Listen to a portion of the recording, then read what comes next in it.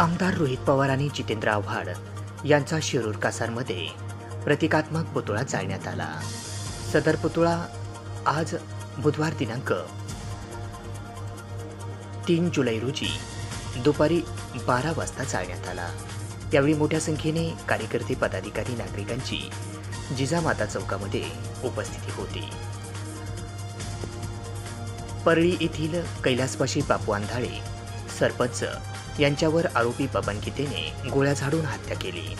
या दुःखद घटनेचे राजकारण करणारे जितेंद्र आव्हाड आणि रोहित पवार यांनी आरोपीचे समर्थन केले व त्यांचा निषेध करण्यासाठी आज बुधवारी शिरूर कासार शहरातील जिजामाता चौकामध्ये त्यांचे प्रतिकात्मक पुतळे जाळून दहन करण्यात आले. यावेळी मोठ्या संख्येने ओबीसी समाज बांधव, राष्ट्रवादी अजित पवार गटाचे कार्यकर्ते, पदाधिकारी व नागरिकांची यावेळी उपस्थिती होती.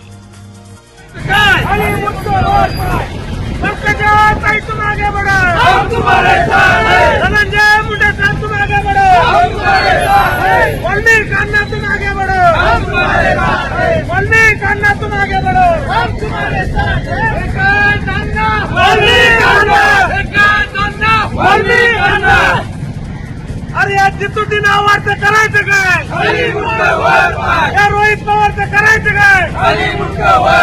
पंकजा ताई तुम आगे बढ़ो, धनंजय मुंडे साहब तुम आगे बढ़ो, वाल्मीकि अन्ना तुम आगे बढ़ो.